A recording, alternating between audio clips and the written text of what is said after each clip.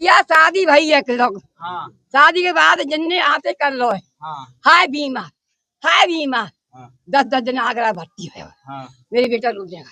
हम्म, यहाँ लेके जी भर्ती कर ले करो। हाँ तो जब फोन वार है हाँ हमें देख, हाँ हम बीमार है। मैं लल्लू हाँ ए सो बेटा हम्म, तू इतनी भी मत करे। हम्म, मैं जाती बेटा जा कर मत कर। हम्म, ना नहीं रे। हाँ अब वो जाई सास आई है। हम्म, अब वो 4 में भर्ती हुई है हाँ और कल लायो है जी। हाँ फिर मैं गई मेरा बोल चले हम्म, मेरे भतीजे की भैंस मर गई है। हम्म, मैं वहां संग गई हूँ। हम्म, दवाई डिब्बा गिला दो दवाई रोटी कर रही है। हाँ मम्मी गाड़ी आ रही है हाँ तुम जल्दी आ जा। हाँ भैया कचिन नहाई कचिन नहाई। हाँ मैं जल्दी झटपट जेऊ हम्म, छोरा वो हेरो हम्म, वो रोटी ना खा।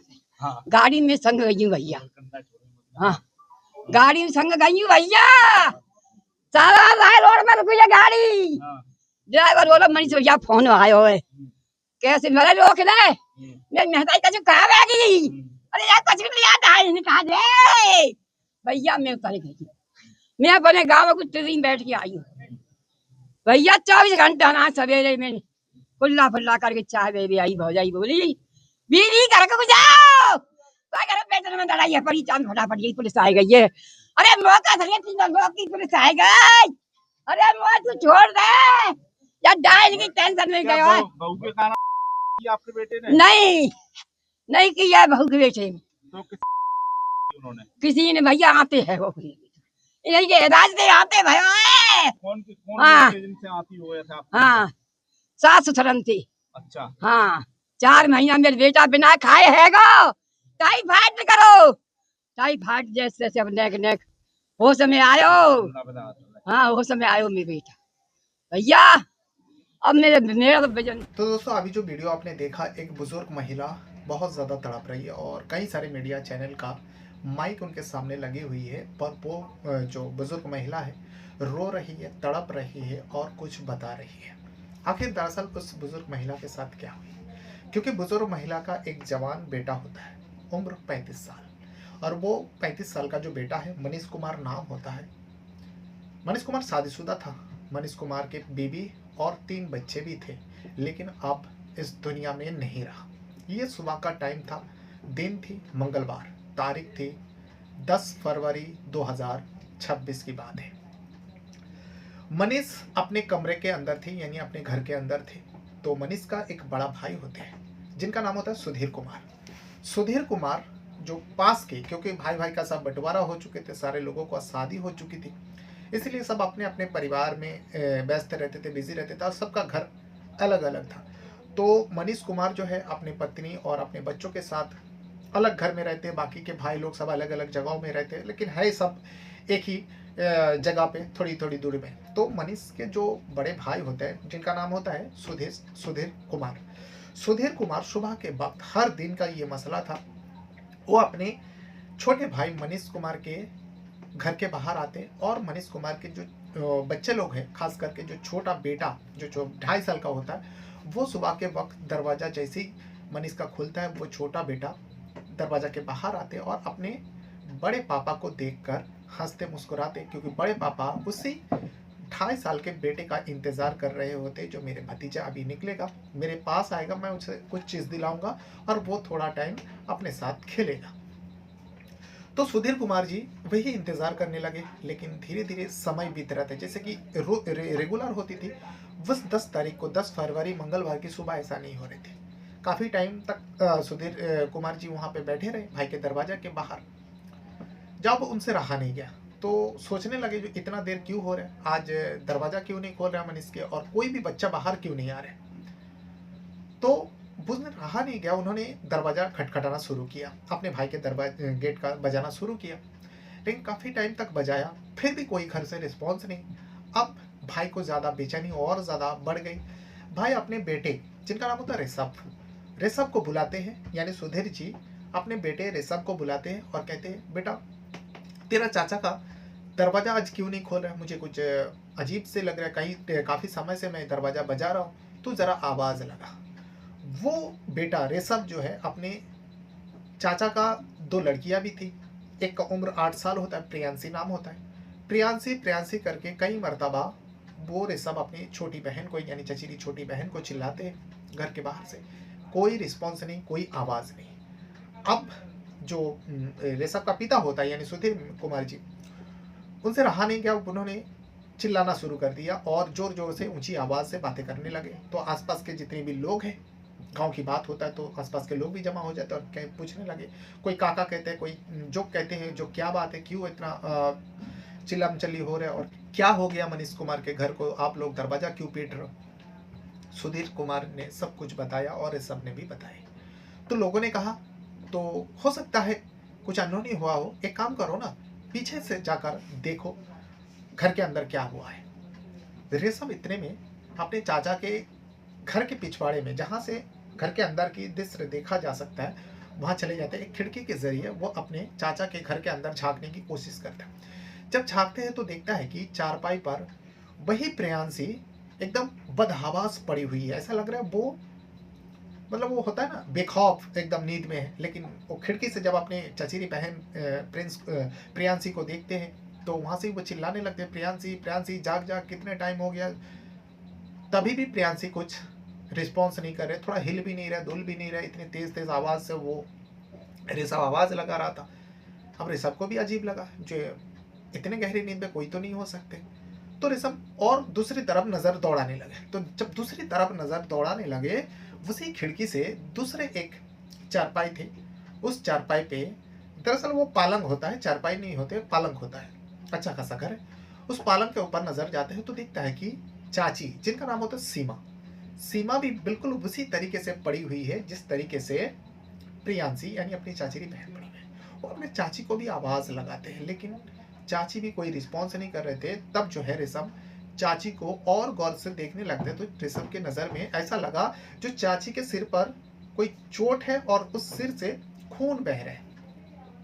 वो देखते ही और चीखने लगे, चिल्लाने लगे और उस खिड़की से उतर कर सीधा मेन गेट पे आ जाते हैं और अपने पिता और जो भी लोग वहाँ पर जमा हो गए थे, कि काफ़ी टाइम हो गए थे, लोग धीरे धीरे जमा हो रहे थे, सारे लोग उस मेन गेट के पास खड़े हुए थे। और ऋषभ आकर अपने पापा के साथ साथ गांव वाले के जो पड़ोसी होते हैं उन लोगों के सामने ये पूरी बात बताया। तो लोगों ने कहा, ज़रा भी देर ना करो, दरवाज़ा पे धक्का लगाओ, लात मारो, कुछ भी करो, लेकिन दरवाज़ा तोड़ के अंदर चलो। सारे लोग मिलकर दरवाज़ा को तोड़ देते हैं। जब तोड़ देते हैं, अंदर का मंजर देखकर किसी का भी पैर ठिठक सकता है, किसी का भी रोंगटे खड़े हो सकते हैं और कोई भी, मतलब साधारण इंसान अपनी आंखों से जो कुछ भी देख रहे थे, अगर कोई, मतलब इस हादसे को देखने के बाद कमज़ोर दिल वाले तो बेहोश भी हो सकते थे, क्योंकि उस कमरे के अंदर, उस घर के अंदर जो दरवाज़ा तोड़कर गए हुए थे लोग, उस कमरे के अंदर देखता है कि एक नहीं, दो नहीं, 5 लोगों की बॉडी पड़ी हुई है, यानी सारे लोग मर चुके थे। उस घर के मुखिया मनीष कुमार फर्श पर पड़े हुए थे और मनीष कुमार के हाथ में बिजली का तार थी, यानी वो इलेक्ट्रॉनिक शॉर्ट, बिजली के झटका की वजह से मनीष कुमार की मौत हुई। दूसरी तरफ सीमा, जो मनीष कुमार का पत्नी होते हैं, सीमा के सिर पर चोट थी और खून बह रहे थे। बिल्कुल सीमा के बगल में 2 बच्चे थे। एक तो छोटा सा 2.5 साल का बेटा जिसका नाम होता है प्रतीक, जिस प्रतीक के इंतजार में सुधीर यानी सुधीर कुमार, जो मनीष कुमार के बड़े भाई हो, तो गेट के पास इंतजार कर रहे थे। वही प्रतीक का बॉडी पड़ी हुई थी माँ के साइड में। दूसरी तरफ, सीमा के दूसरी तरफ छोटी बेटी जिसका नाम हानि होते हैं, वो हानि का भी बॉडी वहीं पर पड़ी थी, वो 5 साल की थी। और तीसरा जो इस घर का जो 5वां बॉडी होता है वो है प्रियांशी, उस घर की बड़ी बेटी के, जिसको उम्र 8 साल होता है। सारे के सारे लोगों की मौत हो चुकी थी। लोग थर थर कांपने लगे, लोगों के रोंगटे खड़े हो जाते हैं। इतने में उस जगह में तो एकदम सनसनी फैल जाती है और फिर पुलिस को कॉल कर दिया जाता है। पुलिस भी इस खबर को सुनने के बाद, जितने भी पुलिस थाने में पुलिसकर्मी थे, सारे लोग कामकाज छोड़कर, सुबह की वक्त थी, उस जगह पर पहुंचते हैं और अपनी आंखों से इस मंजर को देखने के बाद पुलिस का भी पसीना छूट जाता है, हैरान हो जाते हैं, जो कोई किसी के साथ इस तरीके से दुश्मनी कैसे निभा सकते हैं। तो आज मैं इसी घटना को सुनाने जा रहा हूँ। बड़ी दर्दनाक घटना है। घटना में आगे बढ़ने से पहले आप लोगों से बस छोटी सी रिक्वेस्ट है, अगर आप पहली बार इस चैनल पर हो तो चैनल को सब्सक्राइब ज़रूर कीजिएगा और वीडियो को जहाँ तक भी आप देखते हो आप लोगों से रिक्वेस्ट रहेगा लाइक ज़रूर कर दिया करें। तो कहानी है, घटना जो है उत्तर प्रदेश का मथुरा डिस्ट्रिक्ट का है और इसी मथुरा डिस्ट्रिक्ट में ही एक तहसील लगता है महाबिल तहसील, और इसी महाबिल तहसील के अंदर एक गांव लगता है खपरपुर गांव, और इसी खपरपुर गांव में मनीष कुमार अपने पूरा परिवार के साथ रहते थे। सिर्फ मनीष कुमार की नहीं, मनीष कुमार के और भी सारे भाई थे, मनीष कुमार के माँ थी, सब अगल बगल में घर बनाकर रहते हैं क्योंकि सारे भाइयों का शादी हो चुके थे, सारे भाइयों के पास बच्चे थे, सारे भाइयों की उम्र भी हो चुके थे और सब अपने बीवी बच्चों के साथ अपने अपने अपने घर पर रहते हैं। तो मनीष कुमार जो है 35 साल का होता है, उसके बीवी का नाम होता है सीमा, जो मैं अब लोगों को बता चुका हूँ, और इन दोनों के 3 बच्चे होते हैं, 2 लड़की और 1 लड़का। मनीष कुमार की शादी करीब 10 साल पहले हुई थी और जिस लड़की से शादी हुई थी उस लड़की का नाम होता है सीमा। सीमा जो है हाथरस का रहने वाली थी। सीमा अपने परिवार का एक लौती थी। सीमा के माँ बाप के पास जो कुछ भी है वो सारे दामाद को ही मिलने वाले थे, लेकिन यहाँ दामाद भी मनीष कुमार भी जो है गरीब इंसान नहीं थे, बल्कि उनके पापा का बहुत कुछ थे जो सारे भाइयों में से बंटवारा हो चुके थे और सबके हिस्से में अच्छा जमीन आया और अच्छा पैसा वगैरह सब कुछ आया। मतलब देखा जाए तो जो घर की तंगी के वजह से कोई ऐसा हादसा हुआ हो, ये सारे मामलों से ये जो घटना है ये दूर थी। मतलब बहुत सारे घटना आती है ना जो घर के माली हालत खराब थी जिसके चलते अपनी बीवी बच्चों के साथ जीवन लीला समाप्त कर लिया, ये सारी घटना सामने आते हैं। लेकिन इस घटना का किस वजह से हुई है ना तो पुलिस को समझ में आई ना लोगों को समझ में आई, लेकिन हाँ मनीष कुमार की जो माँ, जो सबसे पहले मैं आप लोगों को वीडियो दिखाया था, वीडियो के शुरुआत में जो बुजुर्ग महिला तड़प रही है, रो रही है, कुछ बता रही है, वो मनीष कुमार के माँ होते हैं। माँ का आरोप है, माँ कह रही है जो मेरे बेटे का जो मौत हुआ है इस मौत के पीछे उसके सास ससुर का हाथ है। अब लोगों को समझ में नहीं आया, पुलिस को भी समझ में नहीं आया, जो एक लौता दामाद होते हैं उस घर के, उस परिवार के, जो सीमा के माता पिता होते हैं, सीमा के अलावा कोई नहीं है और मनीष के अंदर ऐसा कुछ कमी भी नहीं थी, तो फिर माँ उस सीमा के माँ बाप के ऊपर आरोप क्यों लगा रहे। वही सीमा के माँ बाप को जब पता चली उसकी बेटी और सारे बच्चों की, दामाद की मौत हो गई, वो लोग भी बहुत रोए, बहुत तड़पे और वो लोग का भी आरोप है जो मेरे दामाद, मेरे बेटी और मेरे बेटी और दामादों की बच्चों की जो मौत हुई है उसके परिवार के सारे लोगों का हाथ है। दोनों तरफ से एक दूसरे के ऊपर दोष दिया जा रहा है, लेकिन पुलिस को यहाँ सच्चाई जानना है और लोगों को सामने ये सच्चाई रखना है।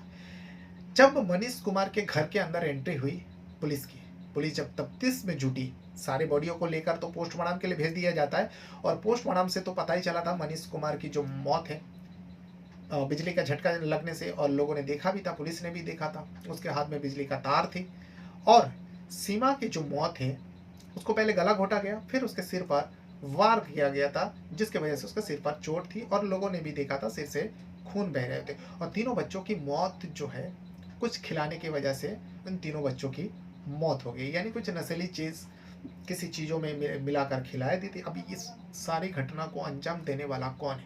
क्या घर का कोई सदस्य है क्योंकि घर के दरवाजा अंदर से बंद थी, या फिर किसी ने वाकई इन लोगों को मौत के घाट उतारा? पुलिस को अब जवाब ढूंढना है। पुलिस तफ्तीश करने लगे। जब तफ्तीश करने लगे तो पता चला दीवार पर, कमरे के अंदर दीवार पर एक नोट लिखी हुई थी, दरअसल कुछ चीज लिखी हुई थी और उसको जब पढ़ा जाता है उसमें साफ साफ लिखा हुआ था मेरा नाम मनीष कुमार है और मेरी पत्नी जो सीमा है, हम दोनों अपनी मर्जी से जान दे रहे हैं और इस मौत के पीछे और हमारे बच्चों के मौत के पीछे किसी का हाथ नहीं। हम लोगों को चला जाने के बाद हम लोगों को, परिवार को या फिर किसी को भी तकलीफ ना दे। पुलिस वाले से विनती है क्योंकि हम अपने मर्जी से ये जान दे रहे हैं। ये उस दीवार पे लिखी हुई थी। फिर उसके बाद पुलिस को अजीब लगा, चलो ठीक है, अगर पति पत्नी जान दिया तो ये छोटे छोटे बच्चों का क्या कसूर था, छोटे छोटे बच्चों को भी मार दिया। उसके बाद और कुछ खंगालने लगे तो घर के अंदर एक नोटबुक मिलती है। उस नोटबुक में भी वही चीज लिखी हुई थी, पहले पन्ने में, दूसरे पन्ने में लिखी हुई थी। मनीष कुमार ने एक व्यक्ति का नाम बताया था जिनका नाम होता है सतीश का नाम उसमें लिखा हुआ था, जो सतीश से 7 लाख रुपए लेना है। और इसमें हम लोगों की मौत के पीछे जो है सतीश का भी कोई हाथ नहीं। सतीश को ना परेशान किया जाए, बल्कि सतीश तो बहुत अच्छा आदमी है। सतीश को हमने एक प्लॉट बेचा और उस प्लॉट का जो भी सौदा हुआ था वो बाकी रकम दे चुके हैं। जिस टाइम उसके नाम पे ये प्लॉट कर दिया जाएगा उस टाइम वो ये 7 लाख रुपए जो बाकी है उसको देना था। तो कुछ ही दिनों में हम लोग उस जमीन को उसके नाम पर करने वाले थे। तो मनीष को भी इस मामले में ना इन्वॉल्व किया जाए, क्योंकि मनीष हम लोगों का मौत की जिम्मेदार नहीं है। उस दूसरे पन्ने में नोटबुक में लिखा हुआ था। 2 सबूत मिल चुकी थी घर के अंदर से। अब तीसरी सबूत, जब पुलिस वाले ने मनीष कुमार के मोबाइल को खंगाला, मोबाइल जब मिली तो मोबाइल में एक वीडियो रिकॉर्ड किया हुआ मिला। उस वीडियो में मनीष कुमार खुद अपने आप को रिकॉर्ड करवाया और उसमें भी वही चीज़ लिखा हो, वही चीज़ रिकॉर्ड में है।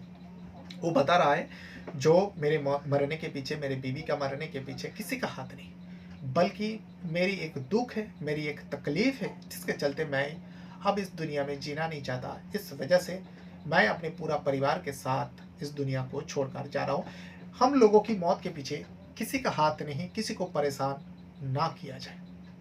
तीसरी सबूत, लेकिन किसी को भी समझ में नहीं आ रहे आखिर इस मनीष के साथ क्या दुख थी, क्या तकलीफ थी उसके पास। पुलिस बस इसी सवाल का जवाब को ढूंढने के लिए लोगों से पूछताछ कर रही है। और मनीष किस किस के साथ उठना बैठना था, किस किस के साथ लेन देन था, क्या कोई रंजिश थी, क्या ससुराल वाले का कोई हाथ था, या फिर घर के ही लोगों का कोई सदस्य इस पूरा परिवार को उजाड़ दिया। पुलिस को ये सारे सवालों का जवाब जानना था। लेकिन इसी बीच ये खबर इतनी ज़्यादा वायरल हो जाती है क्योंकि एक घर में 5 लोगों की मौत फौरन उस डिस्ट्रिक्ट ही नहीं, मथुरा डिस्ट्रिक्ट ही नहीं, बल्कि पूरा प्रदेश, उत्तर प्रदेश हिल जाता है। और ये खबर देखते ही देखते उत्तर प्रदेश का मुख्यमंत्री योगी आदित्यनाथ तक भी पहुंच जाते हैं।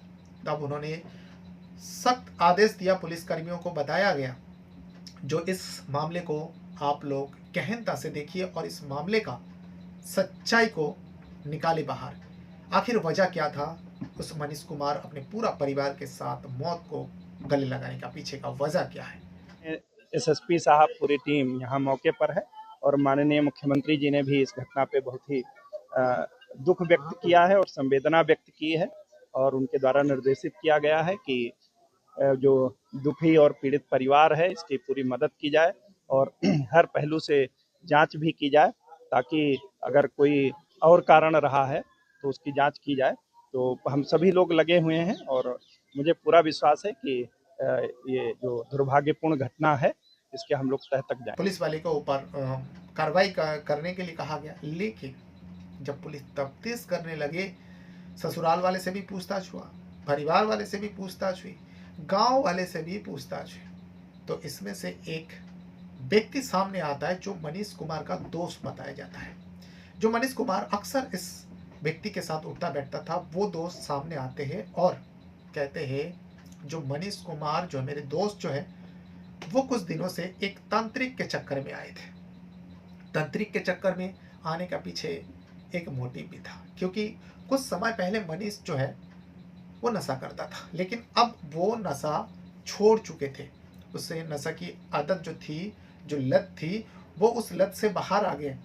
लेकिन वो तांत्रिक के पास जाते थे, मिलते थे। अब वो तांत्रिक ने क्या कहा, क्या तांत्रिक के वजह से ही उसने ये सारे कांड को किया है, क्या उसका ब्रेन को वॉश कर दिया गया था, ब्रेन वॉश करने के बाद ही लोग इस तरीके का घटना को अंजाम देता है। और देखा जाए तो अगर कोई वजह ना रहा हो और पूरा परिवार को मौत के घाट उतार देना, खुद भी मर जाना, यानी खुद भी अपने आप को मौत के हवाले कर देना, ये देखा जाता है कि ज़्यादातर जो लोग तांत्रिक के झांसे में आते हैं इस तरीके का घटना को क्रिएट करते हैं और खुद अपना जान दे देता है, या फिर परिवार के बच्चे लोगों को भी बलि चढ़ा देता है। क्या इस मामले में कोई तांत्रिक का हाथ है? अभी तक तो कोई सबूत नहीं मिली है, लेकिन वहाँ के प्रदेश का मुख्यमंत्री का आदेश आ चुके हैं। बड़े बड़े आला अधिकारी इस घटनाक्रम को जानने के लिए आदेश दे चुके हैं और बड़े बड़े पुलिस अधिकारी इस मामले को देख रहे। कई सारे टीमें बनाए गए और छोटी छोटी चीज़ों को खंगाल रहे। क्या इसमें वाकई किसी का हाथ है, या फिर मनीष खुद से अपने पूरा परिवार को ख़त्म करने के बाद खुद अपने बिजली का झटका लगाकर अब वो खुद मर गए। ये सारे विषय जो है अब जांच का है, लेकिन जो भी है घटना जो है बड़ी दुखद है।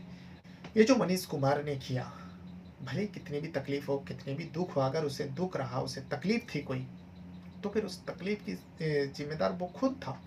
अगर उससे कुछ गलती हो गई थी, उस गलती को सुधारने के लिए वो अपनी जीवन लीला समाप्त कर लिया, तो फिर इसमें उस छोटे छोटे बच्चों का क्या कसूर था, पत्नी का क्या कसूर थी, सारे लोगों का क्या कसूर था। अगर पति पत्नी का भी कोई कसूर रहे हो तो 3 बच्चों को मारने का पीछे वजह क्या थी। परिवार में कोई दिक्कत नहीं थी, भाई भाइयों में से अच्छा खासा जमते थे, अच्छा खासा मोहब्बत थी, प्यार थी। लोगों को लगता है जो परिवार के विवाद में ऐसा कुछ नहीं हुआ, क्योंकि परिवार में कभी विवाद हुई ही नहीं, सारे लोग अच्छे थे।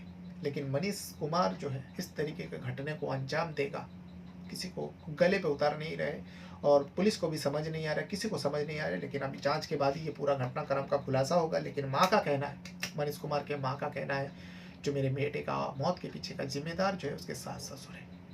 वही सास ससुर जो इस दामाद के अलावा उनके पास कोई नहीं था, क्योंकि उनकी एक लौता बेटी थी सीमा, जो अब इस दुनिया में नहीं रहा। सीमा के परिवार यानी माँ बाप के पास जो भी थी वो सारे उस दामाद को ही मिलने वाले थे। और जब बैंक अकाउंट खंगाला गया तो सीमा के अकाउंट में 7 लाख रुपए भी थे। यानी आर्थिक तंगी की वजह से तो ये मौत नहीं हुई, बल्कि कोई और ही वजह हो गई। ये तो बस जांच के बाद ही पता चलेगा। तो ये वो पूरा कहानी है और पूरा घटना है। इस घटना के बारे में अगर आपको कुछ कहना रहेगा तो कमेंट बॉक्स पे अपना राय ज़रूर दीजिएगा। बहुत बहुत धन्यवाद करता हूँ। Thank you very much. जो घर है उसमें जो कमरा है जिनमें ये पांचों रहते थे, उसी में इनकी सबकी बॉडी मिली है। जो पड़ोस में इनके अपने भाई रहते हैं उनके द्वारा सुबह जब बच्चे नहीं उठे तो आकर के चेक किया गया, फिर जो मेन गेट है उसको फांद करके घर में अंदर घुसे और कमरे का दरवाज़ा तोड़ करके अंदर देखा तो वो सभी मृत पाए गए। दीवार पे एक नोट लिखा हुआ मिला है, साथ ही साथ एक कागज पे नोट लिखा हुआ मिला है।